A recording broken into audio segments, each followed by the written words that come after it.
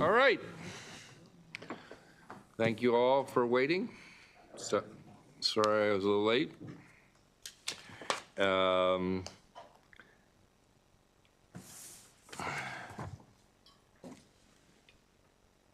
Is 351 the, It's capital, it's done.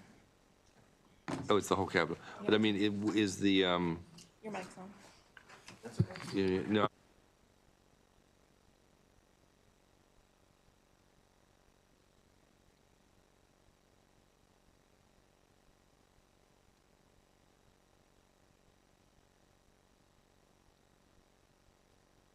Okay.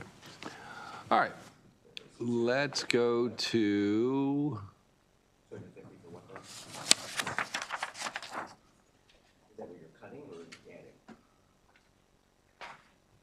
where's the, oh, there it is. 500, House Bill 500.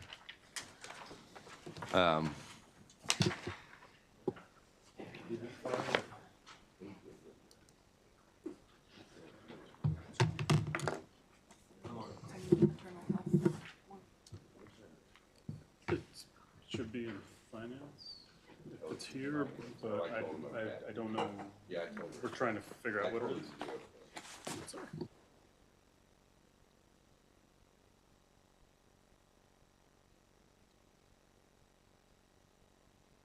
This is the governor's procurement bill.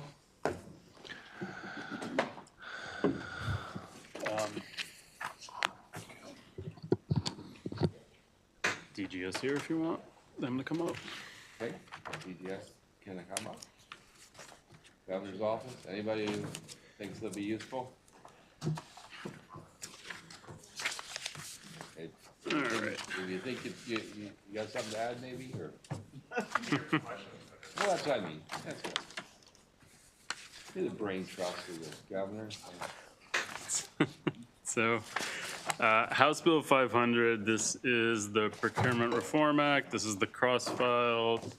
The Senate, well, the idea was to move off the House bill. So you've had a few hearings already on this. The House has done a number of amendments. I provided you all with a summary document, kind of goes through page by page each section. Generally, my understanding from talking with the administration and the department and House counterpart and watching the House meetings on this is that most of the issues, or I think almost all of the issues have been addressed. The only amendments you received over here related to the House bill were from the treasurer. There were two provisions related to contract cancellation and then contract modification that the treasurer's office had submitted testimony noting concerns about. The other issues addressed in the House were they made some modifications related to some good labor standards as introduced. It was going to be a price preference with certain certifications. The House amended that to create a evaluation factor, and then also made some changes to the list of items that a business would be committing to obtain that designation to receive that evaluation factor on the technical scores. I think primarily those were related to payment of workers, and liability was limited to Titles 17 and 18 on the procurement code, which for the most part, I believe it's prevailing wage and living wage for the most part.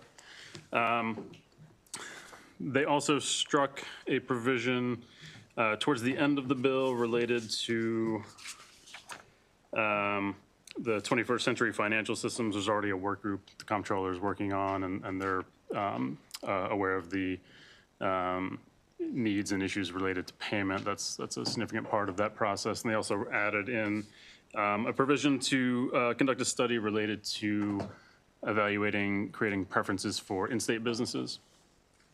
Trying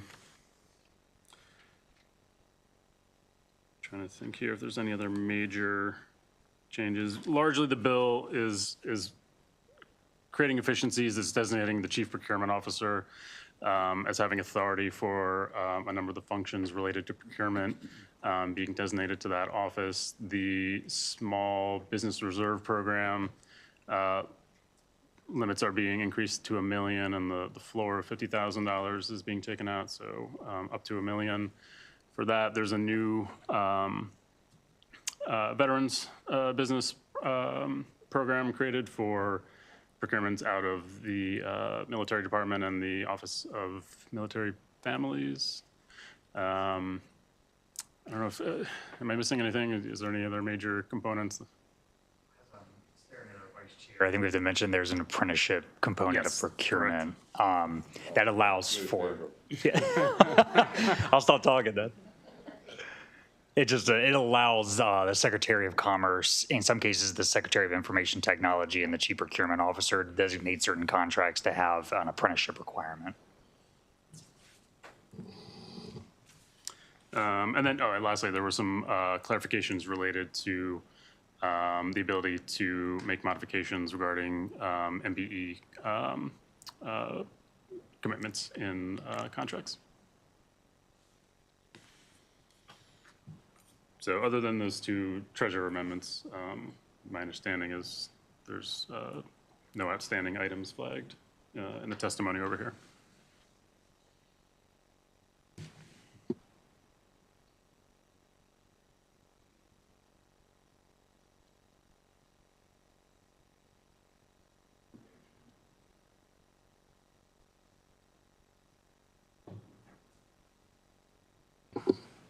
Questions? Yes, Senator. You need, get your mic going there. Senator Benson, yes. I'm sorry. Get your mic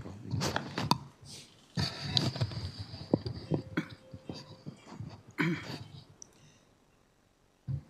When I change my position in a chair, it's usually because a lot of people may not like what I'm going to say.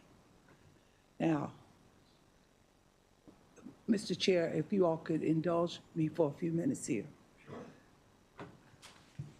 The Budget and Taxation Committee has a procurement committee. The word procurement is very broad. It comes with a lot of definitions, interpretation. It does.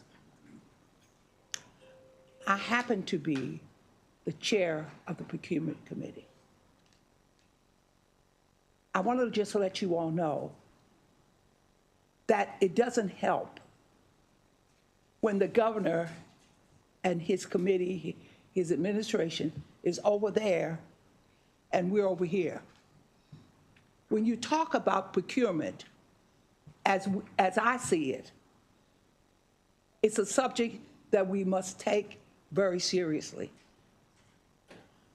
But I'm just a little concerned that this packet has been compiled and the Procurement Committee for Budget and Taxation has not had an opportunity to sit down with the administration and their Procurement Committee. That's how we get things done. And I'm just a tad bit concerned that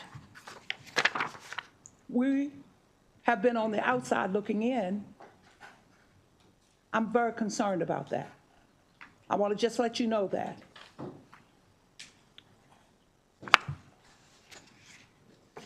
I don't mind, I really don't mind working with anybody, but when I'm given an assignment with my years of experience of being down here, I mean, I wasn't born yesterday and I'm well educated. Some people don't recognize it. Every once in a while, I act like a dumbbell, but be sure you understand that I wasn't born yesterday and I'm well educated. Yes, ma'am. This packet here should have been something that should have been shared by the chair and this procurement committee. You're looking at some of the best and the brightest in the General Assembly sitting in this room, and we know what we're looking at. And so, Mr. Chair, on behalf of the committee, I want to let you know that we're just a tad bit concerned that we were not a part of this discussion. Thank you all very much. Thank you, Senator. Senator McCray, I'm going to put a pin in that for a minute, but go ahead, Senator McCray. Thank you, Mr. Chair. Mr. Chair, the only angst I have is that the treasurer had came in reference to testimony about some of the powers that would be removed, and I wanted to take the position of the treasurer, just me personally, because I do think that he is the legislature's watchdog when it comes down to procurement or procurement when it comes to BPW. He had two amendments, right? Suggested amendments. Yeah, the treasurer's amendments would be relevant to page 21 and 22, and then page 50 and 51. There's provisions on those 2 pages that the treasurer's testimony recommended striking. And what did they do? On page 21, 22, those provisions are related to the authority to cancel a contract or invitation for bids, to cancel invitations for bids, requests for proposals, or other solicitations, or to reject all bids or proposals. Currently, that authority in law exists as a power of the board. The bill would change that from the board to the chief procurement officer or the chief procurement officer's designee.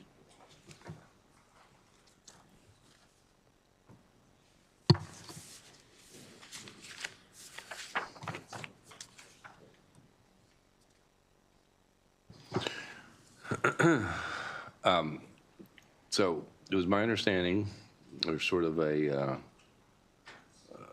as a treasurer come back and said, they can live with these things, or what have we heard? Has there been any more communication? Is it for me or? Well, I'll throw it out there. Yep. Yeah, well, we did work with the treasurer and comptroller. They had initially come, the first hearing was on the Senate side with a fairly long list of amendments. We worked through with them and took the vast majority of them. With that, the comptroller stepped out good.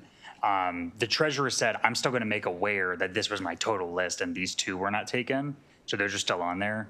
When I spoke to them last, they said, we're not pushing them hard, but we wanted to notify the committee that there is a degree there. The bill has a ton of amendments because there were a ton of compromises worked through in this House committee. So certainly our request would be to, keep the current posture of the bill, but that's where the comptroller ended up, or the treasurer ended up. Okay. Any other? Yes, Senator Bailey. Thank you, Mr. Chair. If I look at the Reform Act and I go down to, I guess it's page 15, where it says corrective change for DGS authority for approval of non-competitive negotiations. I have some issues ongoing right now. We've sent them over to DGS where we have some contractors that haven't been paid. And DGS has been trying to work with that, but we've got multiple people involved, and I got a message today, they still hadn't been received their payment. And I was just curious to see how and if this is going to affect the problems we have in DGS and just getting some of these subcontractors paid on a more timely basis. So, Senator Bailey, real quick, that change on page 15, I think it was a technical follow-up when the authority of DBM and DGS over procurement was changed a few years ago. So that was, I believe, effectively non-substantive change, if the department could confirm. It's specific to procurements for the social services and educational services contracts and the authority to approve those, which was under DBM when they were the control agency for services. And so it's just moving it appropriately under the Office of State Procurement. You're welcome. Any other questions? I think what I want to do is hold this for a moment I'd like to keep working this. I think maybe, trying to think of our timing here. Probably in about 45 minutes, if we can come back to this. I think we need to make sure that the chair of the procurement subcommittee has a little time with you and walks through some of this. And anyone else from the subcommittee who might want to do that, we'll have them break off in about, let's just say, in a half an hour. How about that? We'll say half an hour, and we'll let that discussion occur. But we're going to just keep going right now for about a half an hour with the rest of the agenda. Okay? Thank you. Thank you. Sorry for the delay, but important to do. All right. 399, I think we've already done this one on the Senate side. This is Senator McCrae's bill. Is it in the same position?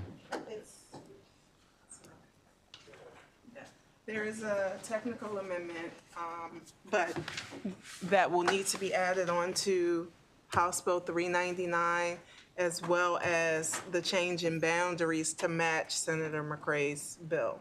So Senator McCrae's bill doesn't have to be changed.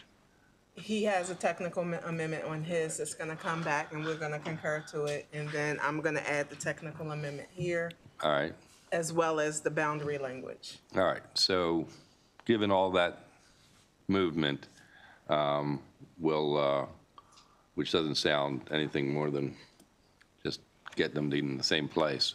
All those in favor? Aye. Opposed? Okay.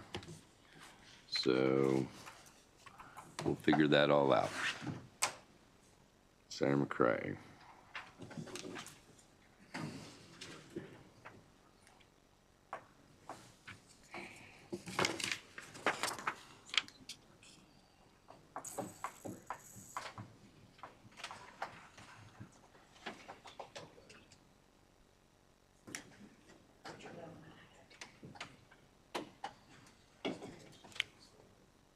Philip, are we still working on that Jobs Act?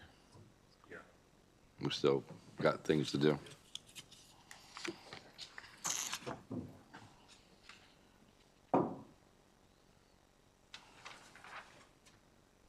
We did this therapeutic child grant already, right? This was your bill, right? Senator King? Which one was that? The one at the bottom? Yes, yes. Okay, let's talk about that. We're ready. Okay. My dry eye has just set in, so I'll be crying as I go over this. So, it's fine. All right, so House Bill 185, there was a cross file, but it's in a different posture. I guess I'll start with reminding you all what you did. So the bill came in, originally it had a $3.7 million mandate, which that expired in 2025. However, so what you guys did in the bill is extended that to be effective for 2027 and 2020 through 2029. Obviously, there's a gap there of 2026, which you can't mandate, but the budget bill had $1.5 million in it. So what the House bill did is they stated that for each of 2027 through 29, they changed the mandate to be 1.5 as opposed to what you all did, which was 3.7. And then they struck, there were provisions that related to 2022 about how any new funding would be distributed and to use 2022 as like, however it was distributed in 2022 to distribute it the same way in the future. They struck that language from the bill. Huh? What are they doing? What are they So- trying to accomplish? Well, I mean, I can only guess. Because the governor's budget currently has 1.5 million.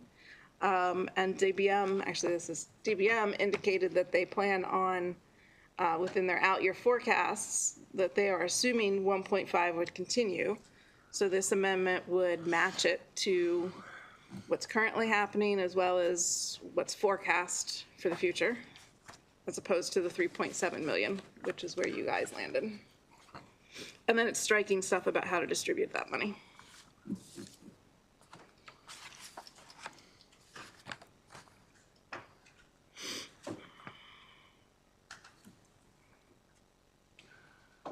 So if we just put it in our posture and send it back, I mean, that's a choice. I mean, what do we have to lose if we do that? I don't know there's too much. I mean, you know, at the end of the day, middle, I guess.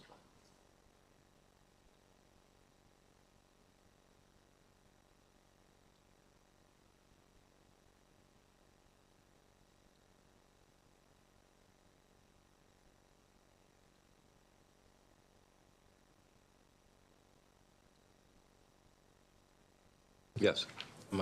Senator, to the committee chair. Senator, have you received a call from the ARC of Maryland Shortages? Someone reached out? I did.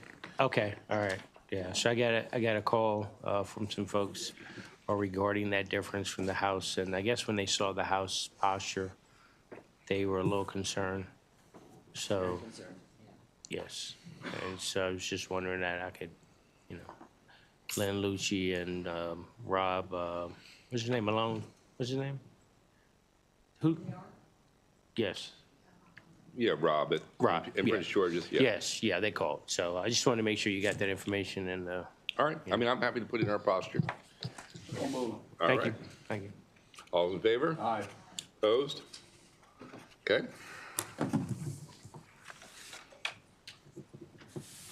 Let's see. Okay.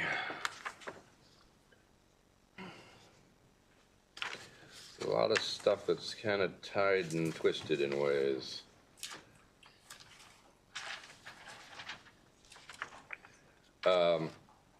Let's talk about 953. I know Senator Zucker has been working on this.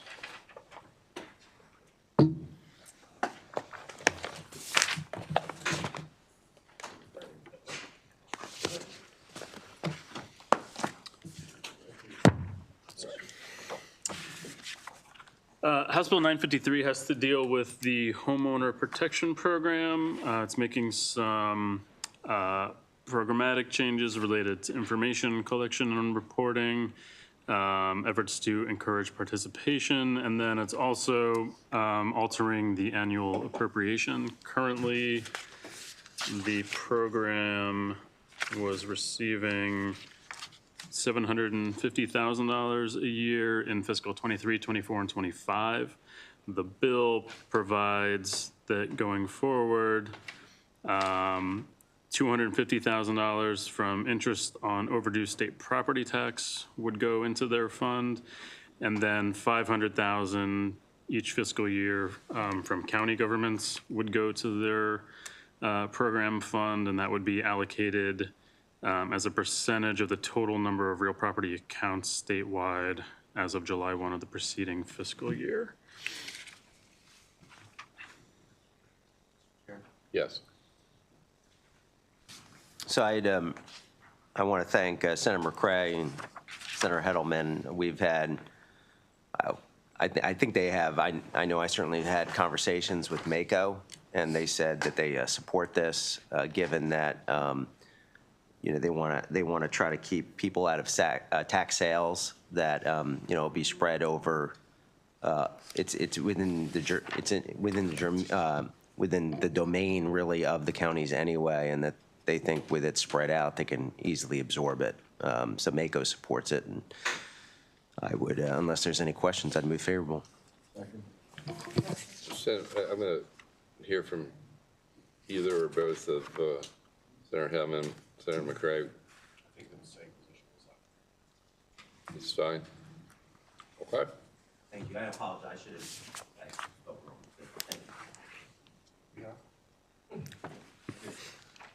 All those in favor? Opposed? Okay, Zucker.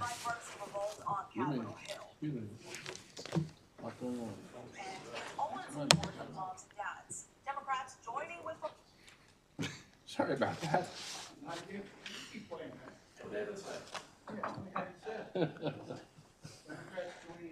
With Republicans on Capitol Hill against the House leadership's proposal to ban new parents from voting by proxy. Just trying to bring some good news to the group. Okay. Sorry about that. Okay. Push the wrong button. All right. 1085.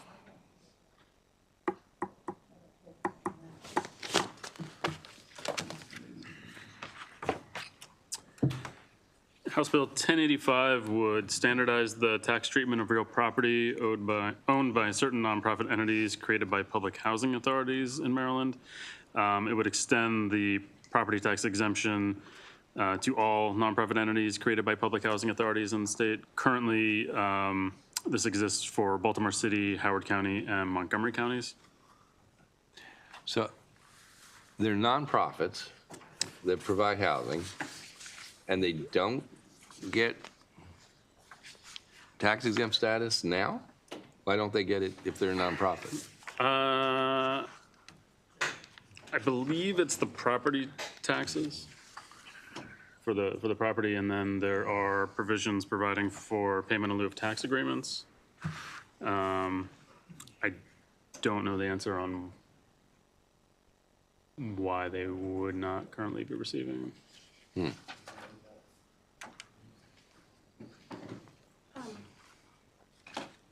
Yeah, do you know?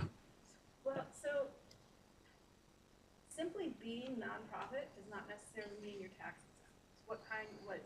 How you're used, what type of services you provide, it's not a blanket That's correct. thing. I think, if I'm recalling correctly, I think there was also in the testimony, it was noted that the corporate or the entity structure that may be created may be an LLC or some other thing, but it's owned by the nonprofit housing entity. Let me see if I can.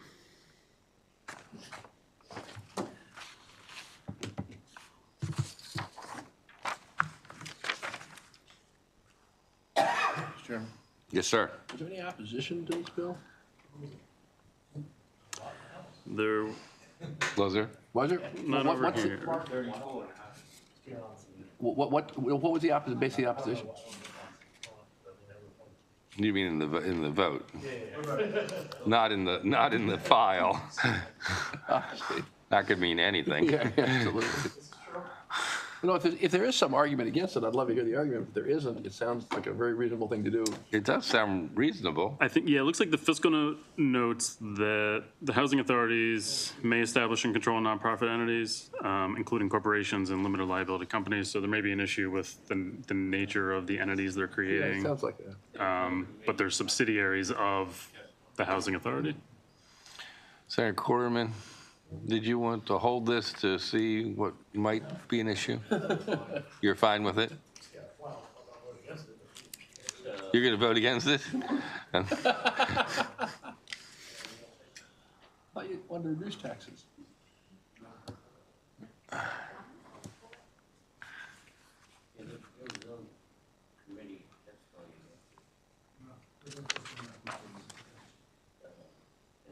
Okay. Well, it seems reasonable. Favorable. All right. All in favor? Aye. Opposed? What number was that? House Bill 1085. Senator Roosevelt? Oops. It's always dangerous to have I an know it opinion. is. I know it is. All right. Let's see what this House Bill 300 does. So this one right now was mostly just to kind of give you an update. This was the bill related to indirect costs. Came out of the procurement subcommittee. The Senate posture, the bill was, current law provides the indirect costs for nonprofits that don't have a federal indirect cost agreement. It would be 10%. In current law, the bill, as introduced, up that to match the federal Office of Management and Budget rate, which is currently 15%. There were amendments to clarify that it would be the greater of 15% or the OMB rate as a means to protect against the OMB rate being reduced. In the Senate, you all added a sunset provision of 3 years. The House bill, as it came over, made it emergency, did not have the sunset, and then also added a study requirement for DBM, which I've been informed that the House is okay backing off due to some concerns about the expense and the extent of their capability of gathering the information provided in the report.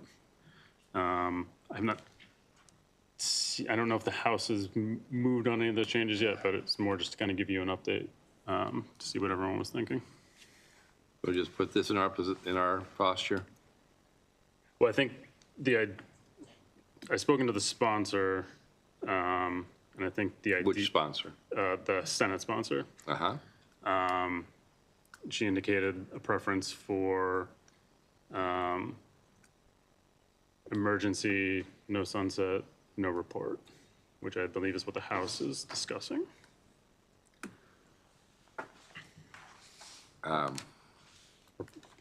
Or has been raised over in the House. So you can see if they take any action, or you can go ahead. Well, clearly, the no report's easy.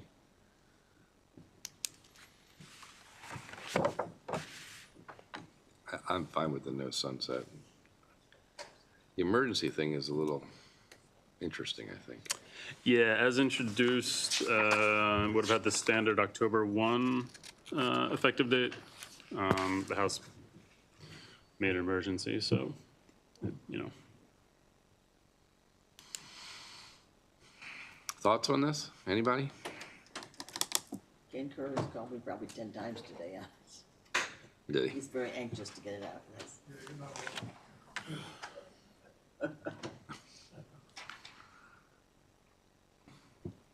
Any thoughts about it being an emergency bill?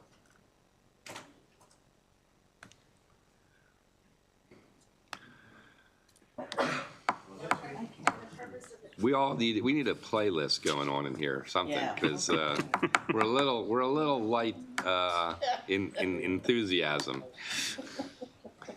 What do you want, sir? That always is a good solution. However, Senator Hellman.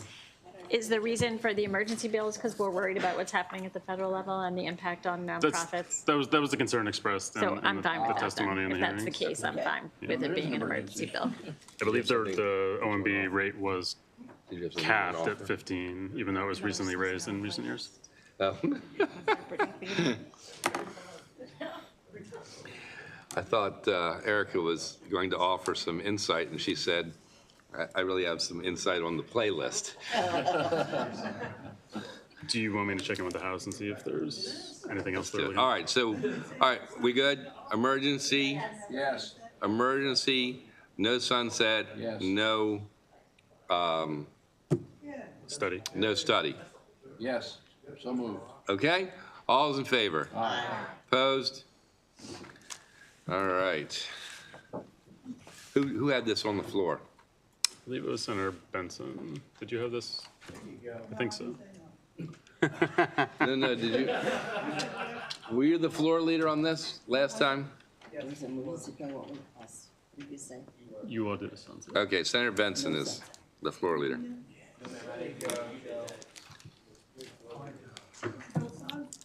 So, yeah, under the amendments just discussed, no sunset, no study, emergency bill.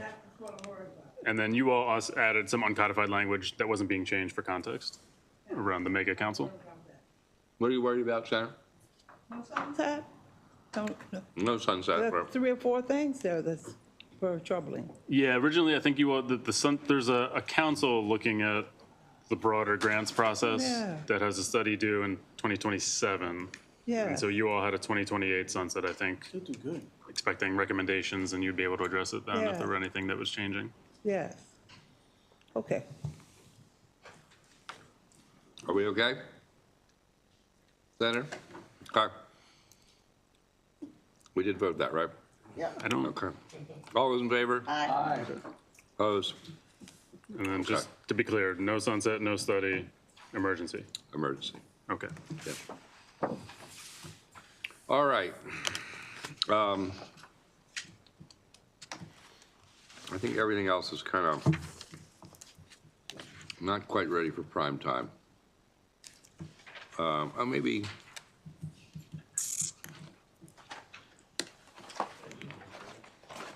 What's that?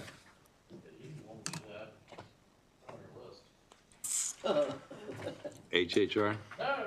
You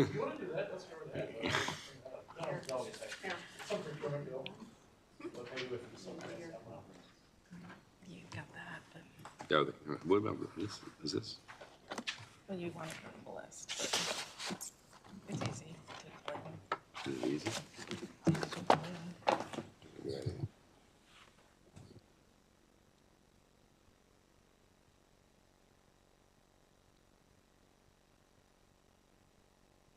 Sounds complicated. All right, we've got one more thing to do, and then we're going to have Senator Benson and whoever from her subcommittee wants to sit down with Mr. Fallon and company to talk about the procurement bill.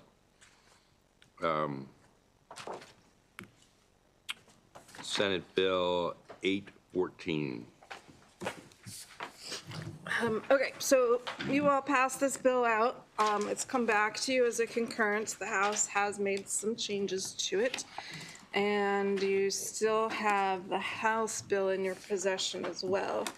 So this was the bill about requiring certain counties to annually report the collection and use of their local impact fees, surcharges, et cetera. This is the one that you all amended the Senate bill to have those reports go to the Department of Planning. And the reports were of an ongoing nature. So what the House did, I don't know if you want to pull up their third reader, but the first change is kind of technical. They just clarified that the development fee, they added the word impact, which is the correct way to refer to it. So it's development impact fee. They agreed with the Department of Planning. And then on page 3, there's a lot of different stuff. So, yes, I'll draft it. Initially, the portion of it was going to, let's see. One of the things that needed to be reported is each development impact fee, surcharge, or excise tax, the fee amounts, surcharge rates, tax rates, formulas that determine the development of those fees, total amount collected, whereas your version was kind of just more simplified in terms of just report when you do it. And then they also require the report to include local laws or ordinances of the county that provide for the collection and expenditure of these types of fees. And that each county, the bill initially came in with a requirement to make this report publicly available on the county's website. House Senate Bill 814, but it's the House version. The bill initially came in with requiring that these reports be put on the county's website. However, the Senate version had that if they, like a waiver essentially from that, where if they don't maintain a website, then they don't need to do it. They struck all of that. I assume all counties have a website.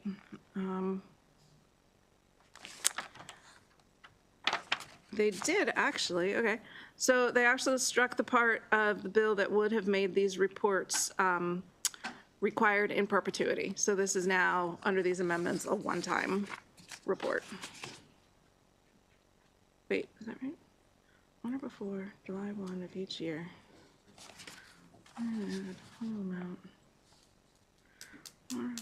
Okay, it is an annual report, but there was an out-year provision that they struck. Is there any reason why we're not sending this back to them in the city version? I was just asking, going to ask that.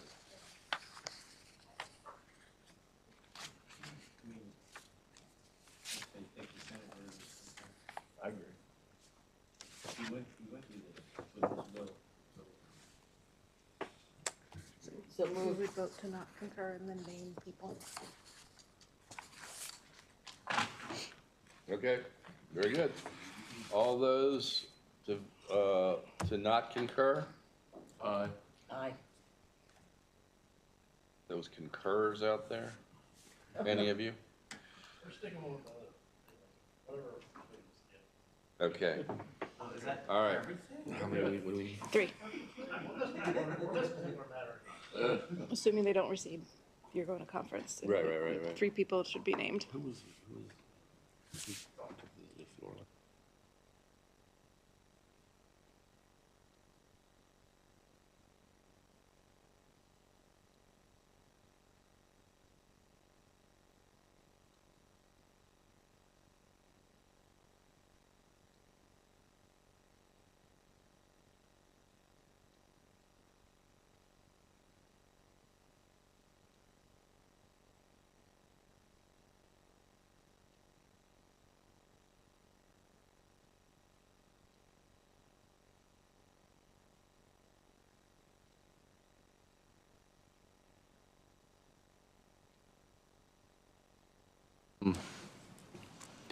Why don't Senator Benson, my guess is, why don't you just all kind of like, who wants to be part of that discussion and move down to this, to this corner down here? Senator, Mr. Fallon, if you want to come up. So we're leaving the voting session right now. We'll return in a half an hour.